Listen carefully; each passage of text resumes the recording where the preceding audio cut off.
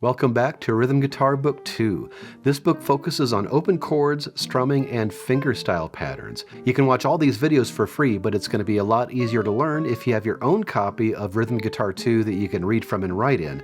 So I'll leave a link for that in the description. We're on pages 46 and 47, and we have two new chords, the B7 and the A major chord, plus we have 4 new comping patterns. At the top of page 46, we have 2 new chords, the B7 chord and the A major chord, or the A chord. Let's look at the B7 chord first. At first glance, this B7 chord may look a little complicated, but it's not so bad once you take a closer look at it. Fingers 1, 2, 3 are shaped in a little triangle just like the D7 chord. So you take that D7 shape, you just move it 2 strings, 5, 4, and 3. And then you put finger 4 on the first string, 2nd fret, leaving the 2nd string open. Very important to use your fingertips on this one so you aren't muting any strings. For alternating bass, I like to use strings 5 as my regular bass because it's a 5-string chord, and then I like to use string 4 for my alternate. And there are 2 common fingerings for the A chord, or the A major chord. Fingers 1, 2, 3 in that order, or fingers 2, 1, 3.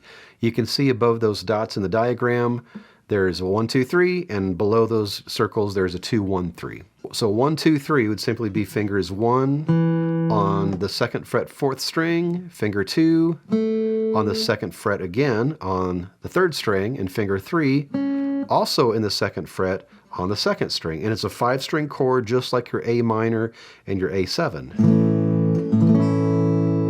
Now I have troubles with this fingering because I have problems getting my fingers to fit all in that fret. My fingers are a little too big. So I use fingers 2, 1, and 3. This creates a little bit of a space between fingers 2 and 3, allows me to slide finger 1 in the middle there, and I can get my fingers all a little closer to the fret as well. And I didn't write it in this book, but you can also try finger 1, 1, and 1 if you like. Just mash down all 3 strings with your first finger. For alternating bass, the A major is a 5-string chord, so your main bass note is going to be on the 5th string. And alternate, just like your A7 and A minor, can be on the 4th string, 5, 4, 5, 4, or 5 and 6, 5 and 6 for your alternate. Let's take a look at some common fingers and chord shapes. The B7 has a common finger with all of the E chords you've learned so far. So here's our B7. Finger 2 is the same if you move to the E major chord. So if you're moving back and forth between those 2 chords, just keep your 2nd finger down. And same goes for the E7.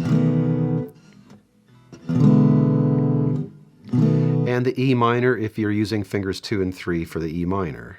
So E minor, and keep your finger down.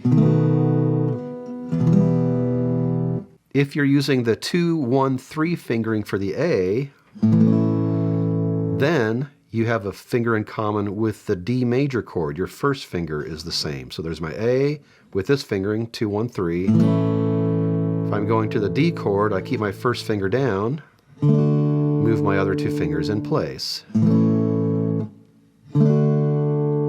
And if you're using the 2, 1, 3 fingering for the A, you can move to the D7 pretty efficiently as well. There's my A with finger 2, 1, 3.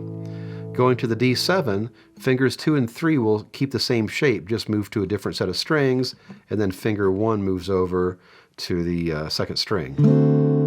So finger 2, 1, 3. Going to the D7, finger 2, 3, just move over a little bit.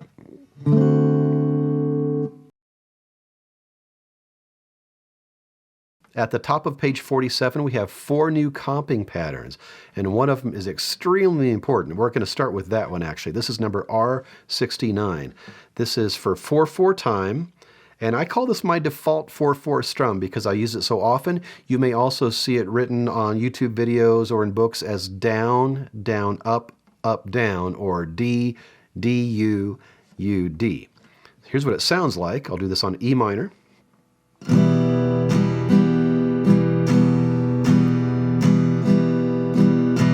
So the counting is 1, 2, and 3, and 4. Notice that the and of 2 is tied over into beat 3, so we don't play anything on beat 3. 1, 2, and 3, and 4.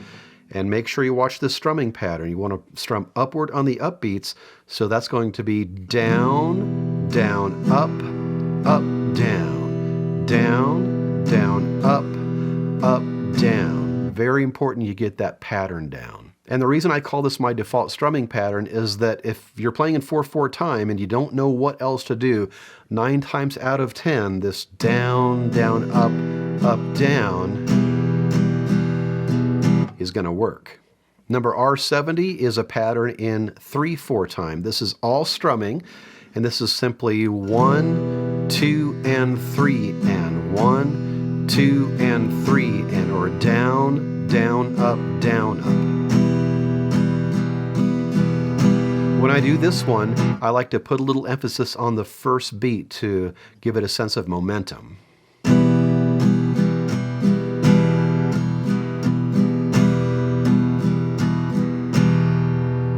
And we have a couple new fingerstyle patterns as well. Number R71, the PAMI pattern, P-A-M-I, P-A-M-I, or P-A-M-I.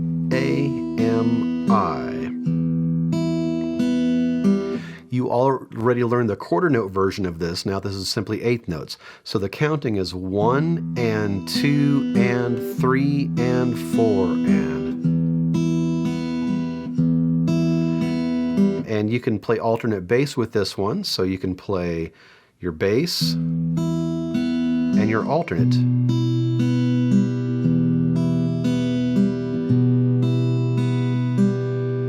And then number R72 is another 3/4 finger picking pattern that I like to use a lot. This is P, I, M-A together, I, M-A together, I. So after your initial bass note with your thumb, you're just alternating between your index finger on the ands of the beats and then your other two fingers, your A and your M, or fingers 2 and 3 on the strong beats. So that's 1, and 2, and 3,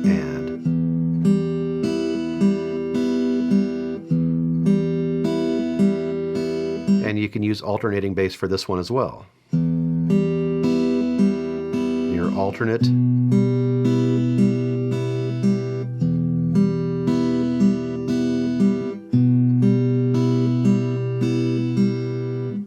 Your assignment is to get familiar with the B7 and A major chords along with the new comping patterns on page 47.